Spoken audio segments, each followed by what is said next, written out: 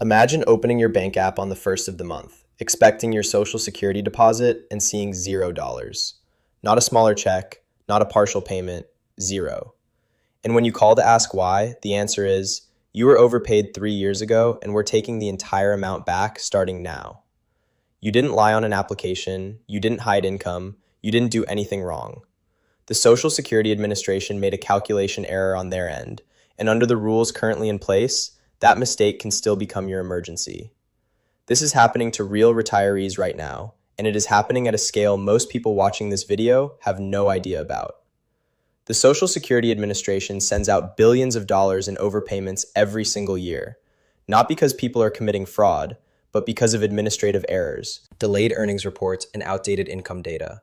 And then, months or years later, SSA comes back and demands that money returned, sometimes by withholding a massive portion of your monthly benefit until the debt is cleared. Here's what almost nobody explains clearly. You have rights in this process. There are specific forms, specific deadlines, and a specific appeal process that can stop a clawback in its tracks or get the debt forgiven entirely. But SSA is not required to walk you through those options in plain language before the withholding starts. And the default letter they send is dense enough that most people simply assume they have no choice but to pay. Today I'm doing something a little different from my usual videos. I'm not just walking through the rules in the abstract. I'm walking through 5 detailed, realistic scenarios, the exact kinds of situations that lead to an overpayment notice, so you can see precisely how this happens, where the process goes wrong for people, and exactly what a correct response looks like at every stage. These are composite scenarios built from common, well-documented patterns in how overpayments occur, not any single real person's private case. But if you've received a notice yourself, I promise you'll recognize the shape of your situation in at least one of them. This is a long video, and I want to be upfront about that. I'm not going to rush this. Overpayment cases are not simple. The rules have real nuance, and rushing through them is exactly how people miss the detail that would have saved them thousands of dollars. So get comfortable. I genuinely encourage you to keep a notepad nearby, because there are specific phrases, specific form numbers, and specific deadlines in this video that are worth writing down. Here's the full roadmap of what we're covering today. First, how overpayments actually happen at the system level, the real administrative mechanics behind them. Second, 5 detailed case scenarios covering the most common situations that lead to a notice. Third, a complete breakdown of your 4 core rights in this process. Fourth, a step-by-step walkthrough of exactly what to do, in order, from the moment you open that letter. Fifth, a frequently asked questions section addressing the situations that don't fit neatly into the main scenarios. And finally, a complete closing summary you can refer back to. Stay through the case studies even if you think your situation doesn't match. The patterns repeat more than you'd expect, and the waiver request, which I'll cover in detail, has reversed 5- and 6-figure overpayment demands for people who simply didn't know it existed. Subscribe before we get into it. This channel exists to make sure you know your rights before a federal agency assumes you don't. Let's go. Let's start with the question everyone has the moment they hear about this. How does the government overpay you and then make it your problem?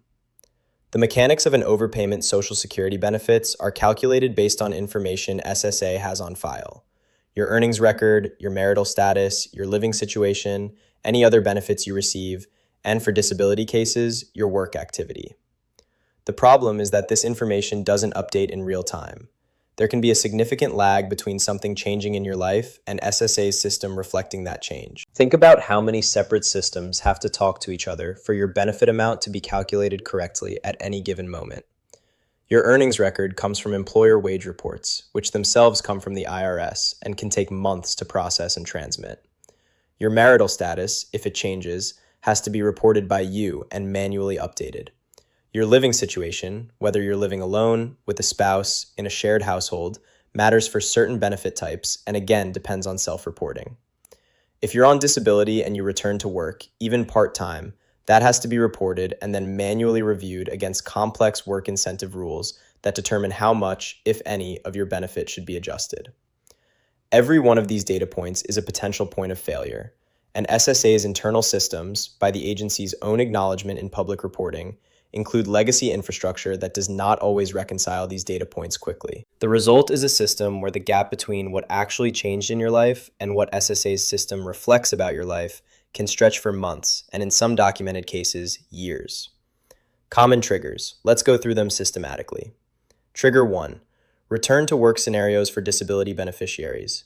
If you're receiving Social Security disability insurance and you return to work, even briefly, even part-time, even as a trial to see if you can manage it, there are specific income thresholds and trial work period rules that determine how your benefit should be adjusted. These rules are notoriously complex, involving concepts like the trial work period, the extended period of eligibility, and substantial gainful activity thresholds that change annually. It is extremely common for someone to report their work activity in good faith, have SSA take months to process that report, and then discover after the fact that benefits continued at the full rate during a period when, under the rules, they should have been reduced or stopped. Trigger 2. Marital status changes affecting spousal or survivor benefits.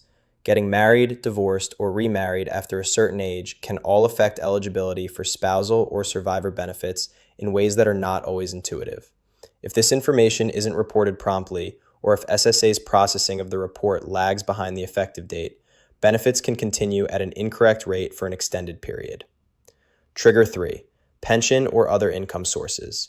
For certain benefit calculations, other income sources, particularly government pensions in specific contexts, affect the benefit amount. If a pension starts or changes and that information doesn't make it into SSA's calculation promptly, the benefit amount can be wrong for months before anyone catches it. Trigger 4. Administrative data entry errors.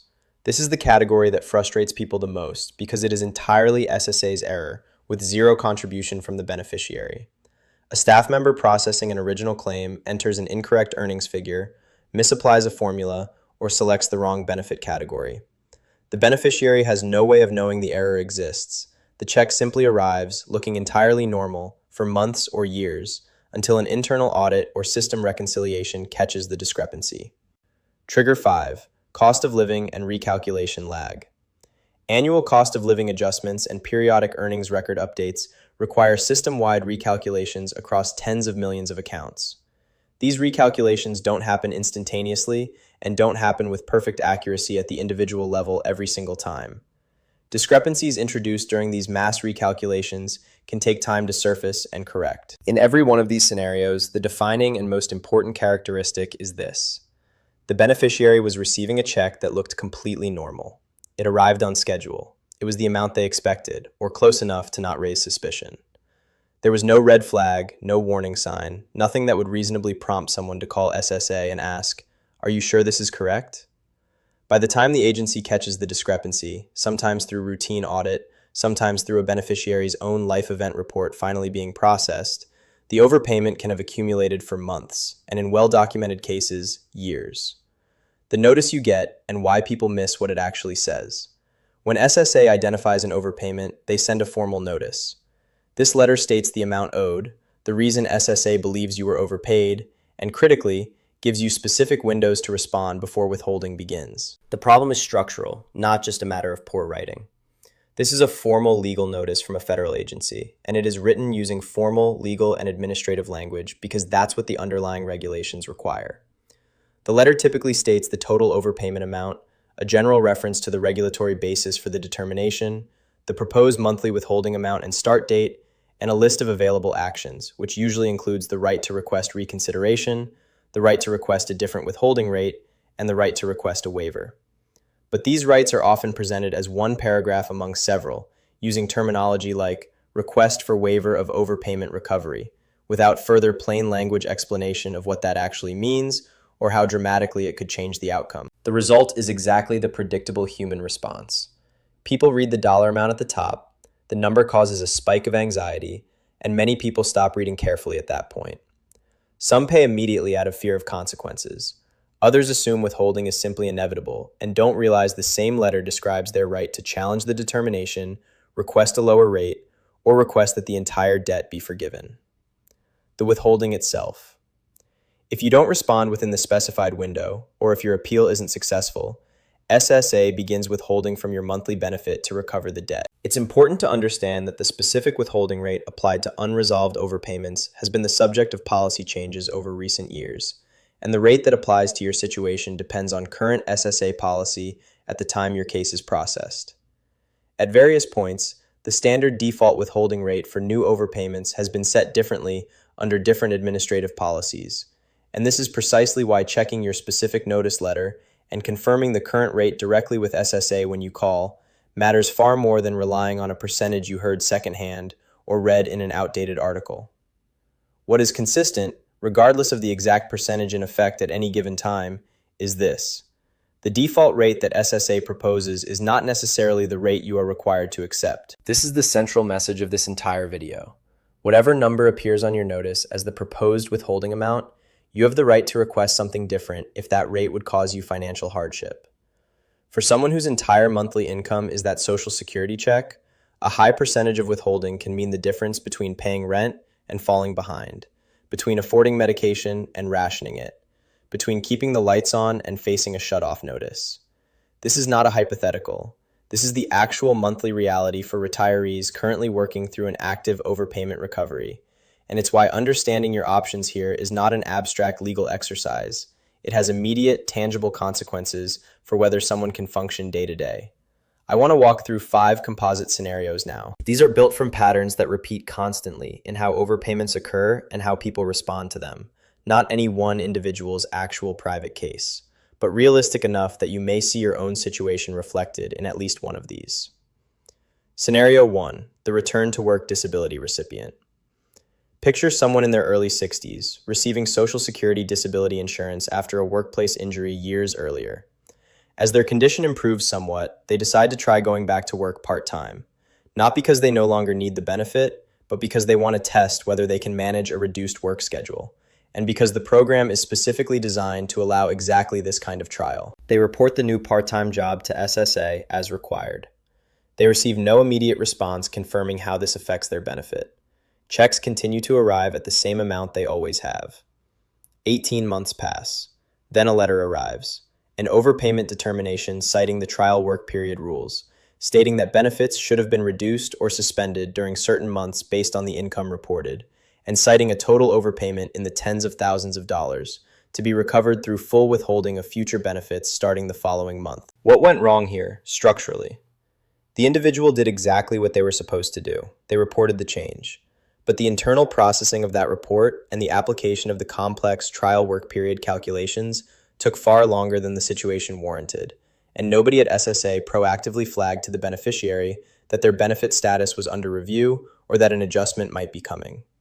The error compounded silently for a year and a half before resurfacing as a 5-figure debt. The correct response in this scenario is to file a request for reconsideration, specifically challenging the calculation itself, because if the individual genuinely reported the work activity promptly and SSA's own processing delay caused the overpayment to accumulate, that delay and its consequences may be a relevant factor in how the case should be resolved, and at minimum, it strengthens the case for a waiver if reconsideration doesn't fully resolve the determination. This is also a textbook case for a fault-based waiver request, because the core question a waiver examines is whether the beneficiary did everything reasonably expected of them, and reporting the work activity as required is exactly that. Scenario 2. The pension coordination error. Picture a retired public employee, say a former government office worker, who receives a modest pension from their years of public service, alongside a Social Security spousal benefit based on their spouse's work record. For a period, both benefits arrive as expected. Then, during a routine internal audit, SSA identifies that the pension coordination rules applicable to this person's specific situation were not correctly applied at the time their spousal benefit was originally calculated, years earlier when they first filed.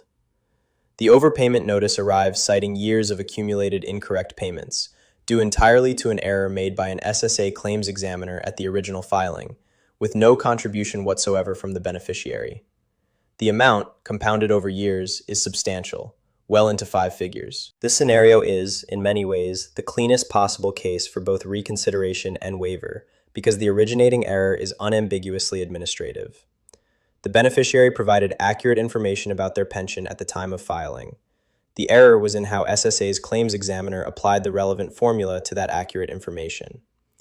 When you can clearly show that you provided complete and accurate information, and the error originated entirely on the agency's side, this dramatically strengthens a waiver request's argument that the overpayment was through no fault of your own.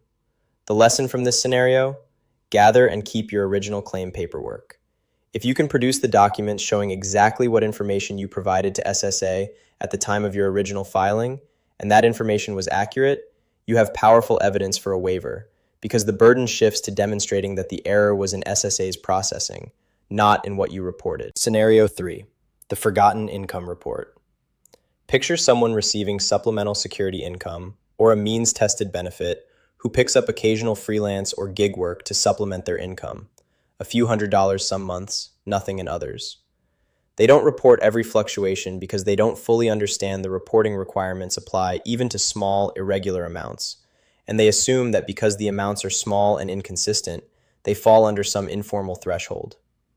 18 months later, an overpayment notice arrives, citing the unreported income across multiple months, with a total demand in the low 5 figures. This scenario is meaningfully different from the first two because there is a genuine question of whether the beneficiary bears some responsibility for not reporting the income as required.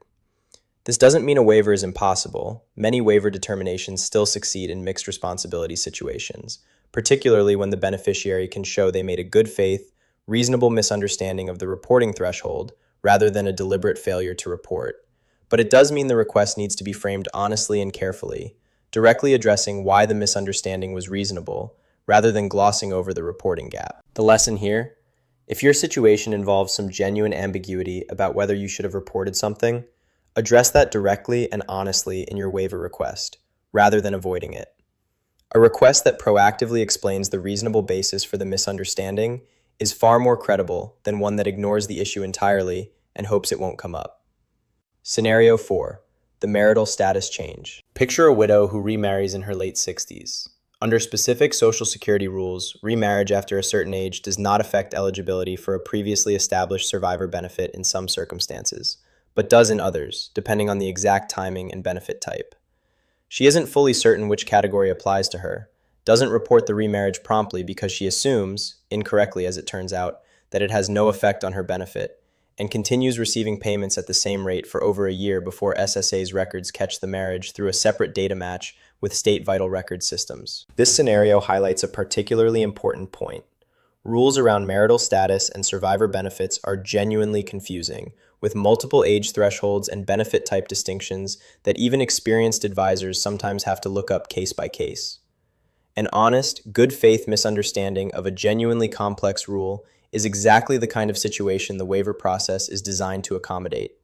The standard isn't whether you were technically required to know the rule, it's whether your lack of knowledge was reasonable under the circumstances.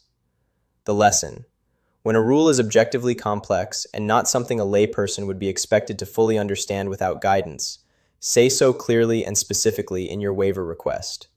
Don't just assert that you didn't know, explain why the rule's complexity made it reasonable that you didn't know. And if you can show you made any reasonable effort to understand your obligations at the time, document that too. Scenario 5, the multi-year compounding case. Picture the most severe version of this problem. Someone whose overpayment was never caught through any single audit, but accumulated through a combination of several smaller administrative errors over 6 or 7 years, only surfacing when a comprehensive data matching initiative cross-referenced multiple federal systems at once. The resulting notice cites an overpayment well into 6 figures, a number large enough that the proposed monthly withholding, even at a reduced rate, would still represent years of reduced or eliminated benefit payments. This is the scenario where every available right needs to be used simultaneously, not sequentially.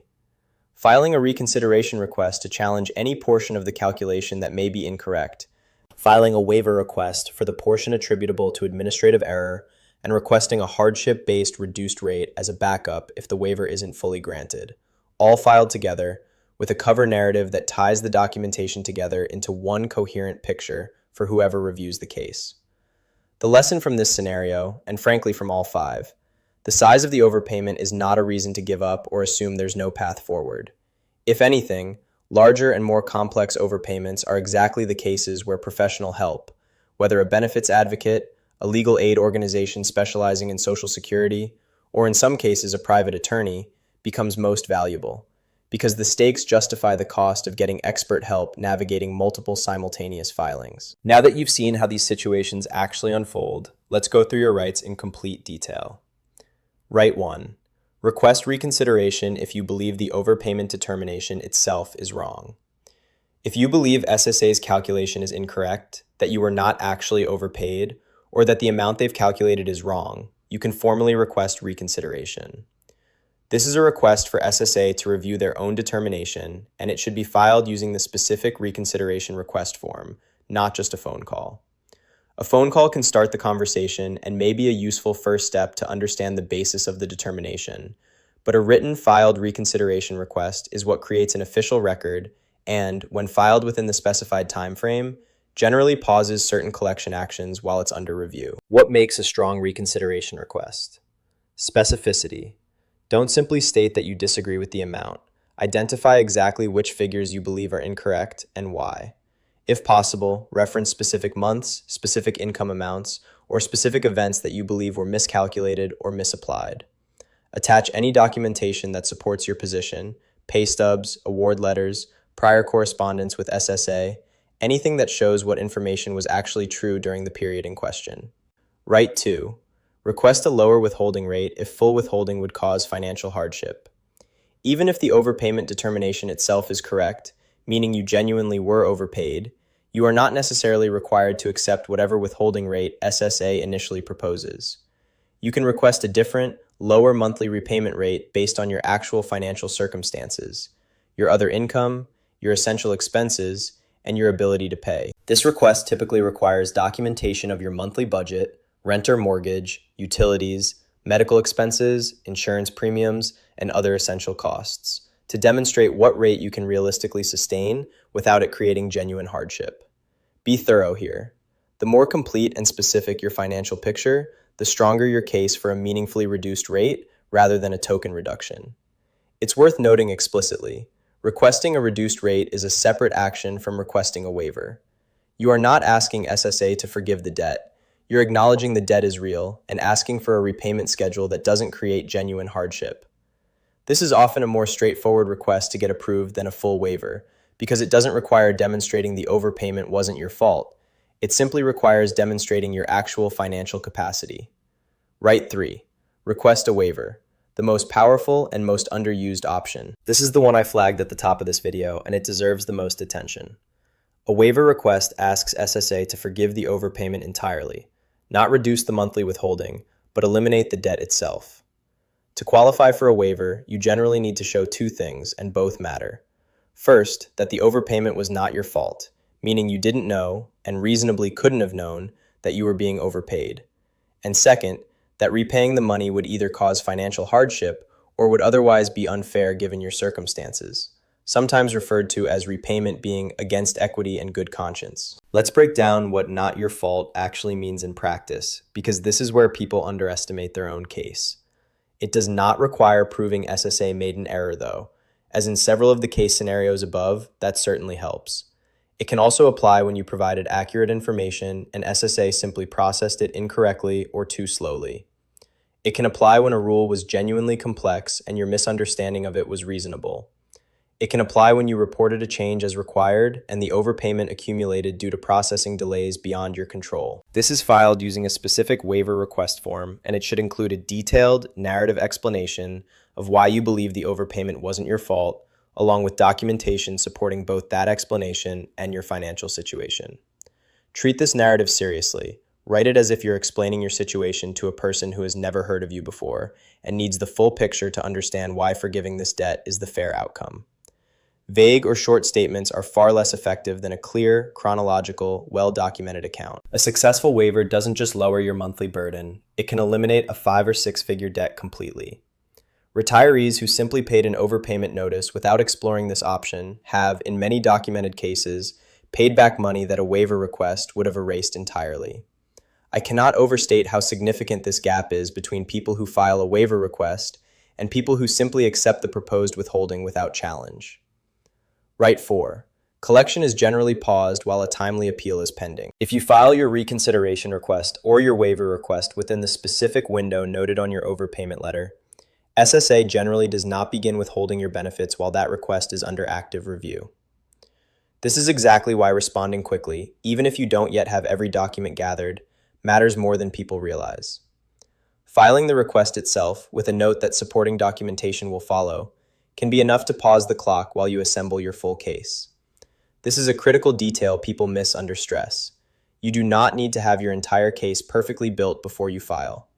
File within the deadline to protect your position, and then continue building your documentation and submitting it as a follow-up. Step 1. Read the entire notice carefully and identify the response deadline. Don't just look at the dollar amount. Find the specific date by which you need to respond to avoid automatic withholding, and find which specific forms the letter references. Write that deadline down somewhere visible, on your refrigerator, in your phone calendar, wherever you'll actually see it daily. Step 2. Decide which path or combination of paths applies to your situation. If you believe the overpayment calculation itself is wrong, file a request for reconsideration. If the overpayment is accurate but you cannot afford the proposed withholding rate, file a request for a lower repayment rate. If you believe the overpayment was not your fault and repaying it would cause genuine hardship, file a waiver request. As the case scenario showed, these paths are not mutually exclusive. In many cases, filing a waiver request alongside a request for a reduced rate as a backup if the waiver isn't fully granted is a reasonable and often recommended strategy.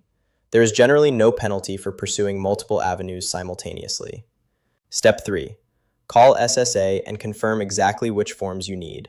Call 1-800-7721-213 and say, "I received an overpayment notice and I want to file a reconsideration request / a request for a lower withholding rate / a waiver request. Can you confirm the exact form number and where I should submit it?" Get the agent's name, the date of the call, and a reference number for your inquiry if one is provided. Keep a written log of every call you make throughout this process: date, time, agent name or ID, and a brief summary of what was discussed. This log can become important if there's ever a dispute about what you were told or when. Step 4. Gather your documentation before you submit. For a reconsideration request, gather anything showing the overpayment calculation is incorrect. Pay stubs, benefit award letters, correspondence showing what SSA actually told you at the time, work activity reports you filed, and when you filed them. For a reduced rate or waiver request, gather a clear picture of your monthly finances: rent or mortgage statements, utility bills, medical expenses, insurance premiums, and any other essential costs. The more specific and documented this is, the stronger your request. For a waiver specifically, also gather anything that supports your not at fault narrative: proof of when you reported a change, evidence of what you reasonably understood about a rule at the time, or documentation showing the error originated with SSA's own processing. Step 5. Write your narrative explanation carefully. For waiver requests in particular, the written narrative matters enormously. Write it chronologically. State clearly what happened, when, what you knew at each point, what you did or reported, and why you believe the resulting overpayment was not something you could have reasonably prevented or known about. Avoid vague language like "I didn't know" without context. Instead, explain specifically why you didn't know, and why that not knowing was reasonable given the information available to you at the time. Step 6. Submit your request in writing and keep a copy of everything. Whether you submit online, by mail, or in person at a local office, keep a copy of exactly what you submitted and the date you submitted it. If you mail anything, consider sending it in a way that provides delivery confirmation, so you have proof of timely filing if that's ever in question. Step 7. Follow up if you don't hear back within a reasonable window. These requests can take time to process, sometimes several weeks to a few months, depending on case complexity and current processing volumes.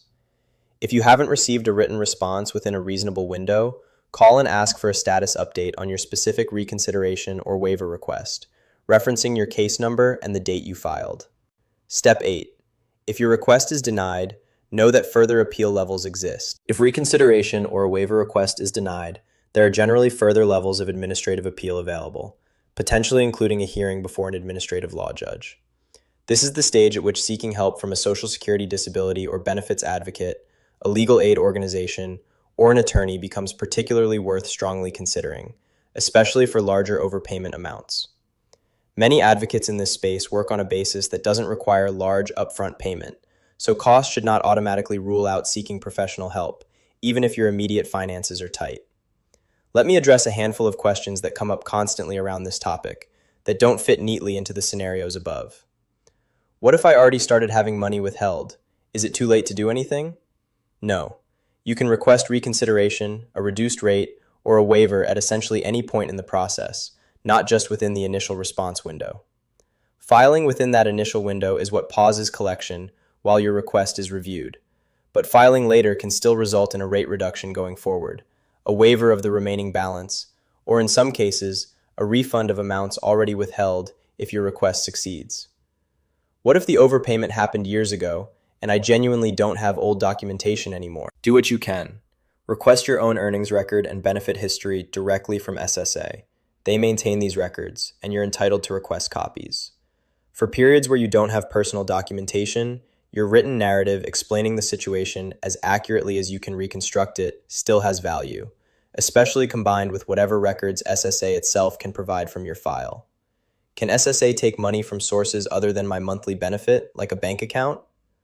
Overpayment recovery from current Social Security benefits is the most common method, but in some circumstances involving very old, severely delinquent debts where someone is no longer receiving benefits, the federal government does have additional collection tools available under broader debt collection authority. This is exactly why addressing an overpayment notice promptly, rather than ignoring it, matters. Letting a situation escalate gives the government more tools, not fewer. Does requesting a waiver hurt my chances if it's denied? Should I just ask for a reduced rate instead to be safe?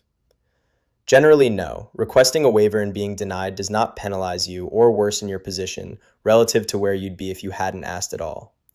This is exactly why, in most cases involving genuine hardship or any reasonable argument that the overpayment wasn't entirely your fault, filing the waiver request is worth doing even if you're not certain it will succeed. The downside of asking and being denied is generally minimal. The upside of asking and succeeding can be the elimination of a debt worth tens of thousands of dollars. Should I get professional help, or can I handle this myself? For smaller, straightforward overpayments with a clear administrative error, many people successfully navigate this process on their own, using the steps in this video.